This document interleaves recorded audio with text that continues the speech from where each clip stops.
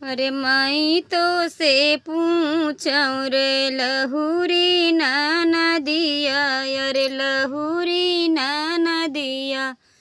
अरे कैसना बाटे ससुराल रे ललनवा, अरे कैसना बाटे ससुराल रे ललनवा। अर सासु ताही मोरी दूजी के चंदवा, अरे दूजी के चंदवा। अरे छन में उगली छन डूबई रे ललनवा, अरे छन में उगली छन डूबई रे ललनवा। अरे तो से मैं पूछूं लहुरी ना नदिया, अरे लहुरी ना नदिया। अरे कैसना बाटे ससुराल रे ललनवा, अरे कैसना बाटे ससुराल रे ललनवा। जेठनी तहाई मोरी सावन बिजुली, अरे सन सावन बिजुली। अरे छन में तड़पै छन में गरजई रे ललनवा, अरे छन में तड़कै छन में गरजई रे ललनवा।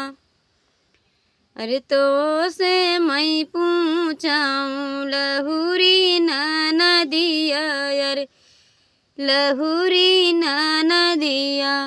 कैसना बाटे ससुराल रे ललनवा, अरे कैसना बाटे ससुराल रे ललनवा।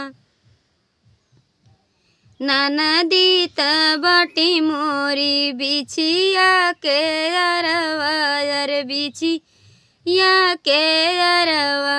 अरे छन में चढ़ाई छन उतरई रे ललनवा, अरे छन में चढ़ली छन उतरई रे ललनवा।